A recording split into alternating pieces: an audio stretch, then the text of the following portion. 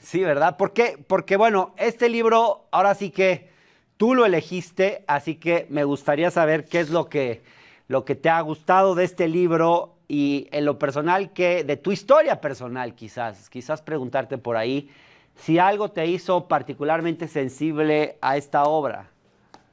Sí, varias cosas. Primero conocí a Gerardo desde los años 60, desde el movimiento 68. Ajá. Él es un hombre que después de haber vivido en Oaxaca, en el 68 estaba trabajando en México, en la refinería de Pemex, cuando estalló el movimiento estudiantil y hubo una colaboración grande. Pero además Gerardo formaba parte de una generación que para mí, que era un joven que todavía no escribía, era como mítica, era la generación de la onda, José Agustín, Parménides García Saldaña, Gerardo de la Torre, a René Avilés, y yo le tenía una profunda admiración. En cuanto pude empatarme con su primera novela, la primera que leí, que tiene que ver con el movimiento 68, y luego con Hijos del Águila, me llamó mucho la atención. Siempre pensamos que la expropiación petrolera es un golpe maestro de Lázaro Cárdenas que le impone a las transnacionales de repente la conversión del petróleo en manos de 8 compañías norteamericanas, de convertirlo en un bien nacional.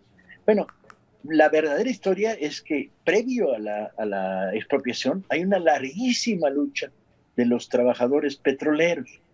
La referencia que hace Gerardo a Hijos del Águila no son los hijos del águila que se peleaba con la serpiente para conquistar el nopal, son los hijos de la empresa que se llamaba El Águila, la gran empresa petrolera. Y la novela es el prólogo a lo que sería, las luchas previas a lo que sería la expropiación petrolera. Tiene una virtud, está narrada desde adentro y está narrada con alguien que conocía bien el mundo de los trabajadores petroleros. Su padre había sido trabajador petrolero, él mismo sería trabajador petrolero y además estaba dotado de las habilidades de un escritor muy sensible, muy brillante y muy capaz de reconstruir este. Y entonces lo que logra con Hijos del Águila, pues es una apasionante novela de aventura de la realidad, las aventuras que produce la vida diaria en un país como el nuestro, ¿no? En la cual un gremio muy golpeado por las condiciones laborales, las condiciones de trabajo, la represión de los guardias blancos de las compañías, va construyendo un poder que llevará hacia la expropiación petrolera. Para mí Claro. era un libro fundamental para los lectores mexicanos, No, para ver claro, Paco. Oye, cómo Paco, se... hablando precisamente de los derechos, de las luchas por los derechos laborales, bueno, tus inicios en las letras, de alguna forma, pues se remontan también a las luchas por los derechos de los trabajadores. De alguna manera, esta obra no te recordó a la anécdota detrás de tu historia, Doña Eustolia blandió el cuchillo cebollero. ¿Por qué no nos cuentas un poco esa anécdota y si es que hay alguna relación con esto? mi conexión. Sí, yo fui organizador sindical de sindicatos independientes durante varios años Mm. y en particular registré esto en 2 libros de cuentos. Uno de ellos se llamaba Doña Eustolia blandió el cuchillo cebollero y contaba varios cuentos de anécdotas que viví en las luchas sindicales contra los charros de los sindicatos corruptos, las juntas de conciliación que trabajaban para el enemigo, patrones rastacueros y canallas que veían la posibilidad de esquilmar. Y en una de ellas cuento la historia de Doña Eustolia. Doña Eustolia era una viejecita, verdaderamente viejecita, que tropecé con la huelga en la que ella estaba en esos momentos en las afueras de Tlatelolco y que me convertí en ayudante de la huelga, tanto legalmente, porque había una situación horrible, el patrón había provocado la huelga para autorrobarse la maquinaria y dejar en la calle a 60 mujeres de más de 60 años, que era el personal que había en esta empresa de manufacturaba suéteres, etc. Y entonces ahí estaban muy abandonadas por la mano de Dios y del mundo, enfrente de la huelga, y yo me sumé para intentar darle forma. a la defensa, a enseñar a las compañeras a botear en los camiones para tener un mínimo de protección, defender la huelga contra los 2 intentos que hubo de robo de la maquinaria por parte del ladrón, procurar que tuvieran una asesoría legal justa.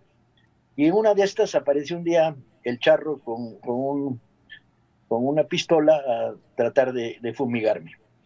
Y esta mujer, que era una mujer chaparrita, doña Eustolia, chiquita, con venas varicosas, que se había vuelto una fiera boteando en los camiones, estaba haciendo la comida en el campamento y traía un cuchillo cebollero de este pelo.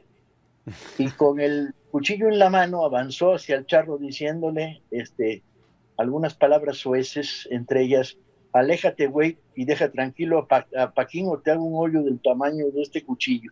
Y lo hizo correr. De hecho, yo le debo la vida a doña Eustolia. La huelga siguió, se ganó, y esta viejecita, con la liquidación que se obtuvo de la venta de la maquinaria, puso una tiendita cerca de la villa que se llamaba La Huelga, a la que luego yo iba a tomar refrescos. Doña Eustolia le debo la vida y luego sería una de las madrinas de mi hija. Mi hija tiene 60 madrinas. ¿60? ¿Mm? ¿Por qué tantas? Pues eran las huelguistas, todas querían ser madrinas. Mi hija nació en estos días, mi hija Marina. Marina, le mandamos un saludo. Oye, Paco, Hijo del Águila es un texto que, bueno, tú lees y te atrapa por la narrativa, es claro, es directo, te va llevando a un episodio relevante y triunfador del sindicalismo mexicano, como fue la expropiación petrolera. De hecho, al final de la novela, pues es el presidente Cárdenas declara la expropiación petrolera y es una celebración. ¿De qué manera retrata esta obra ese periodo de nuestra historia como es el cardenismo y de qué manera retrata al sindicalismo de los años 30? Mira, lo que procura Gerardo, y lo hace bien, es concentrar la historia en una población. En un pequeño pueblo de Veracruz. La zona petrolera donde dominaban las empresas del Águila estaba repartida entre Tamaulipas y Veracruz, y cerca de la Huasteca.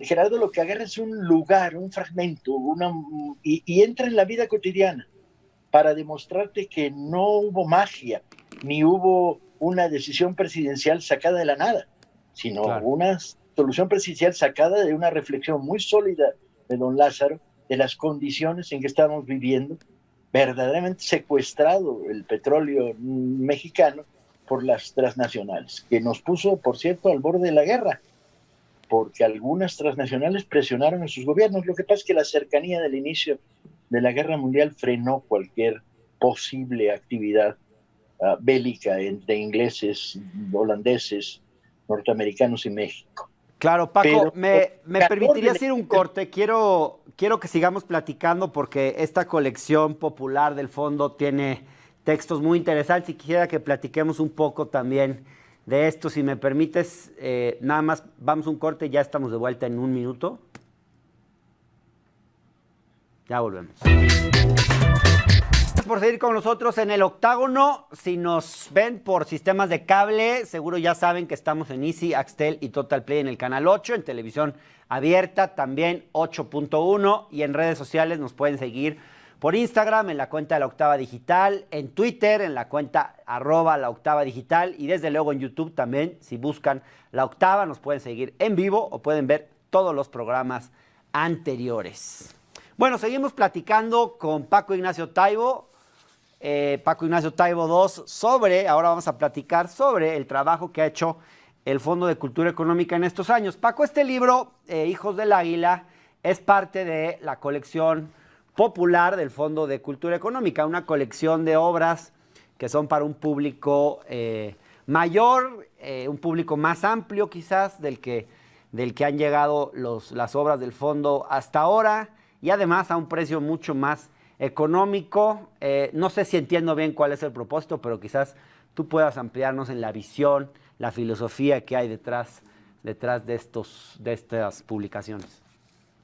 Bueno, la idea era muy sencilla, la colección popular existía desde hace muchos años en el fondo, lo que queríamos darle una empolvada y crear una colección de libros muy baratos, destinados a un público joven y a un público de lectores habituales, y introducir cosas que el fondo no estaba publicando. Novela social, novela de aventuras, novela histórica, ciencia ficción, fantasía, novela policíaca. Entonces le dimos una renovada a la colección y desde luego bajamos notablemente los precios por el camino de aumentar el tiraje. Además de Hijos del Águila, se han publicado en estas semanas algunos libros apasionantes como Rey Carbón de Upton Sinclair, como un libro de cuentos de Lilian Hellman, como por aquí tengo algunos de los últimos. Lo que pasa es que mi mesa suele ser un desastre, como siempre. Yo tengo aquí, Paco, algunos de los que he recibido. Tengo algunos, por ejemplo, Space Invaders, que vamos a comentar el próximo mes, porque tenemos ahora un acuerdo con el fondo para que una vez al mes poder presentar algún libro. Este también que me pareció extraordinario, Mujeres en las Tormentas, que es de historias de mujeres, también muy interesante. El Samurái de la Graflex. Sí, quizás un libro bien sobre el fotógrafo de Pancho Villa. Sí. Paco, ¿les ha funcionado esta política para fomentar una mayor lectura en la población? ¿Ya ves algunos resultados, digamos, de esta nueva política editorial del fondo? Sí, ya tenemos resultados importantes. Ya algunas de las novelas que sacamos a mediados del año pasado ya llegaron a su segunda y su tercera edición. Vamos muy bien. Yo creo que además estamos encontrando. La pandemia frenó el proceso al obligarnos a cerrar el centenar largo de librerías que tenemos el Fondo y Educal en todo el país, pero este freno es un freno temporal post pandemia. Yo creo que está funcionando la política y creo que se abrió esta puerta para lectores diferentes a los lectores que estaban siguiendo tradicionalmente, que lo pueden seguir siguiendo a partir de las otras colecciones. Pero en Vientos del Pueblo, que cuesta menos de 20 pesos, y en la colección popular, estamos por abajo de los 100 pesos en las novelas de formato reducido, de pequeño tamaño, ya está funcionando. La idea son libros que te vuelen las neuronas, que se vuelvan apasionantes, que te enganchen, ¿no? Que leer se convierta en un placer del pensamiento crítico. Claro. Paco, ¿hay una política de algo así como de desfifizar el fondo? Yo diría que sí. Yo diría que hay una política de desempolvarlo, de sacarlo de la caverna conservadora en la que se había hundido. Y yo creo que es claro.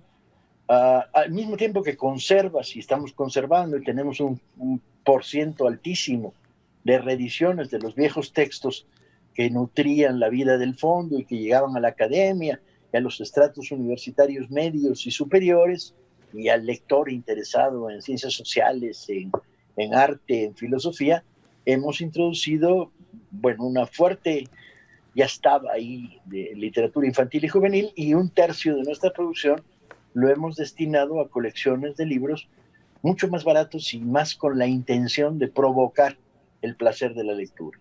Claro. Oye, Paco, y pasando de los temas institucionales a los personales, Planeta acaba de anunciar la reedición de tu serie de novelas policíacas. ¿Qué podrías contarnos de esta reedición?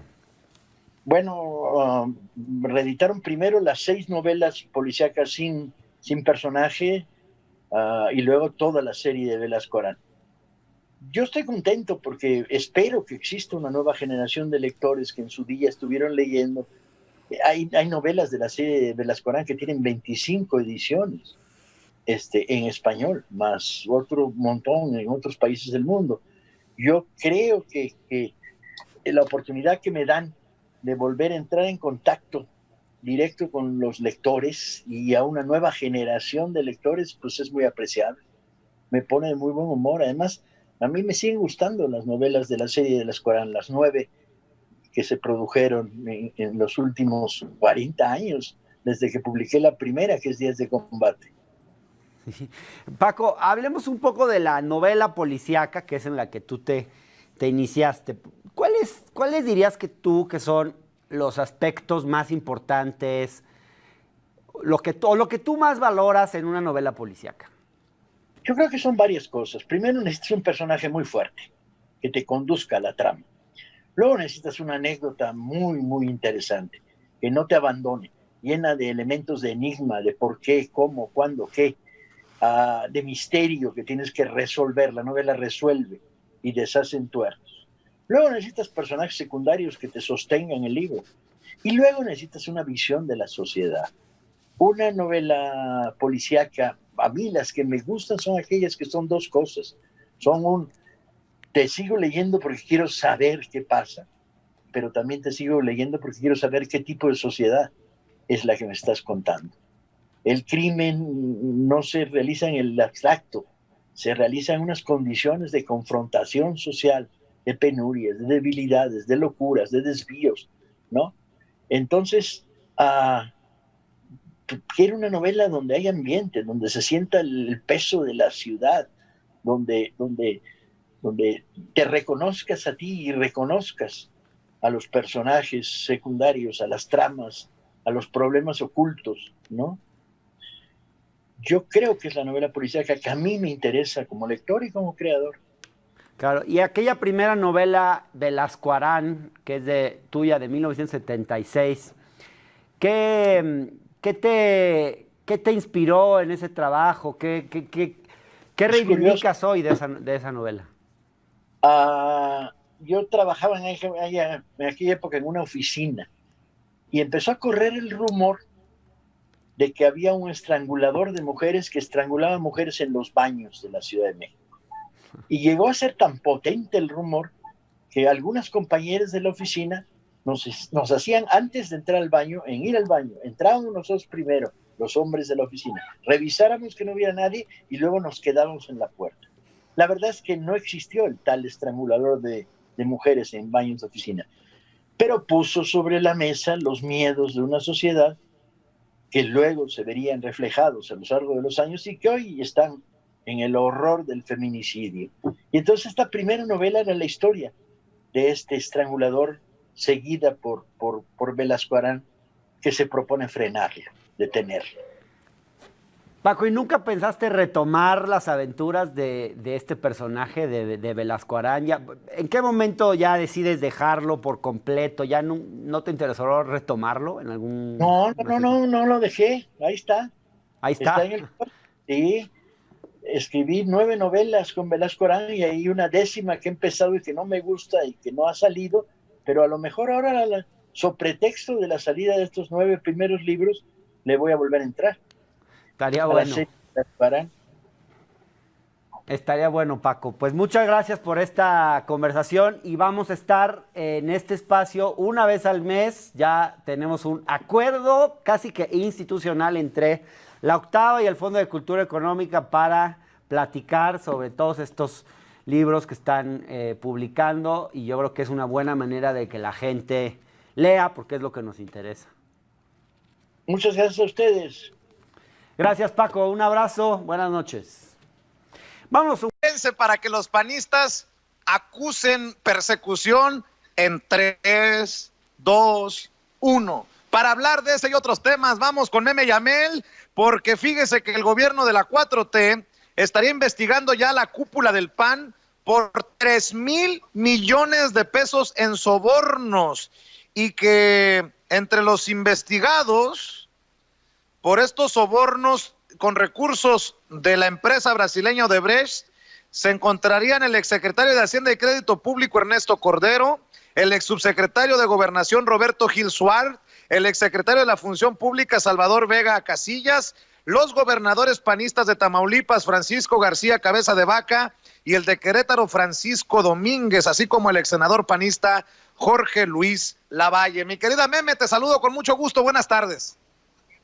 Hola chicos, buenas tardes, Vicente, ¿cómo están? Primero, saludarlos a toda la familia de Sin Censura y para que les duele un poquito más. Estamos, tengo que decirlo, en la carretera México-Cuernavaca y aquí a mis espaldas están justo personal de militar, que son los que tienen activado el plan de N3, este plan en donde están dando unos rondines. Justo aquí la zona de Morelos, tengo que decirlo, es una de las zonas en donde ha ido incrementando los casos de COVID y este personal militar, los militares que tengo aquí a a mis espaldas, están resguardando la zona, están dando sus rondines, es un convoy bastante grande.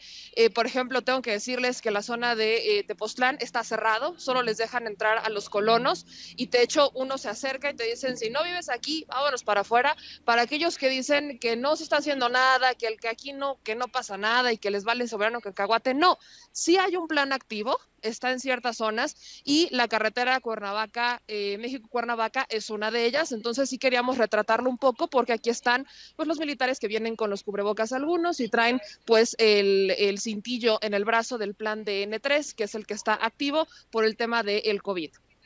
Y mi querido Vicente, justo lo que acabas de mencionar, que no, creo que tenemos que hacer un hashtag que se llama rechazo calderónicamente o niego categóricamente, ya no sé cuál de los dos, porque todos están rechazando. Cordero rechazó categóricamente. Mauri rechazó categóricamente. El gobernador de Tamaulipas, Cabeza de Vaca, rechazó categóricamente. Todos están rechazando categóricamente y la banda bien prendida les dijo, no, pues a estas alturas es el rechazo calderónicamente, como bien lo instruyó Felipe Calderón, cada que niega algo es niego o rechazo categóricamente. Pero a estas alturas, eso de rechazar no creo que sea suficiente, ¿eh? Oye, mi querida Meme, y aparte de eso, ahora hasta Milenio, el periódico Milenio, publicó que el exdirector de Pemex, Emilio Lozoya, dispuso de $120 millones en operaciones irregulares en una intrincada red de empresas de papel, inversiones en paraísos fiscales y generosos depósitos de las más poderosas empresas de nuestro país y América Latina, y que tuvo nexos con empresas como Odebrecht desde 2010, cuando todavía no era integrante de la campaña presidencial de Enrique Peña Nieto, aunque los movimientos financieros de las empresas prosiguieron a su alrededor hasta 2014, donde fue director de Pemex, y hasta 2016. Y no solo eso, mi querida Meme Yamel. Hoy también se menciona por parte del periodista Salvador García Soto, en su columna Serpientes y Escaleras del diario El Universal, que parte de lo que se espera saldrá de las acusaciones del exdirector de Pemex, Emilio Lozoya, es el destino que tuvieron los sobornos millonarios que presuntamente recibieron legisladores federales que aprobaron la reforma energética, ya que una buena parte del dinero que recibieron, sobre todo los panistas, la invirtieron en comprar departamentos en lujosas torres del Paseo de la Reforma, siendo dos de ellas Reforma 27, donde vivían Ricardo Anaya y varios diputados más, y Reforma 77, donde varios senadores de aquella legislatura compraron departamentos en los que vivían cómodamente porque les quedaba a una cuadra el Senado. Yo nada más pregunto, ¿en qué torre vive Javier Lozano? Porque seguido en redes habla de la hermosa vista que tiene desde su departamento. Una hermosa vista por ahí en un Reforma con muchos dos, puro dos tiene ese Reforma. Pero fíjate, Vicente, que dentro de esto, a mí lo que me preocupa es que hoy ya todos son estos mismos medios tradicionales, son estas mismas columnas, son estos mismos El Reforma, Salvador, todos los que están muy interesados en el caso Lozoya. Hoy no estuvieron interesados en estos desvíos que tenemos conocimiento desde hace varios meses, incluso años. Eso no les interesó en ese momento. Hoy están interesados. Eso tenemos que tomarlo como un dato a observar, porque si bien es cierto, tú lo has mencionado, yo lo he mencionado, lo hemos mencionado mucho, lo que preocupa es que busquen alterar el debido proceso. Hasta parece que toda esta atención que tienen ahora sobre el caso Lozoya es una atención muy peculiar, en donde ahora ya todo quieren sacar, hasta quieren filtrar lo que presuntamente está diciendo Emilio Lozoya a las autoridades, y eso es de resaltar, porque entonces, ¿qué son? ¿Cómplices? ¿Podemos ya tildarlos de cómplices de un Emilio Lozoya que antes era amigo y ahora ya nadie lo conoce, esa noche no andaban ahí? No sé, pero creo que sí es algo que tenemos que observar, porque esto apenas empieza. Si bien es cierto, apenas están sacando todo este cochinero, apenas está saliendo toda esta información para muchos, pues muchos otros medios ya lo habíamos mencionado, ya se había abierto la puerta, se habían mencionado estos desvíos. Emilio Lozoya primero decía que no, luego dijo que sí. Entonces, vaya, creo que no estamos ante un escenario nuevo, de estos desvíos. No estamos ante un escenario distinto a lo que hemos vivido los mexicanos, pero sí estamos en un escenario en donde vemos medios de comunicación, columnistas, comunicadores y pues no sé cómo llamarle, opinadores profesionales que parece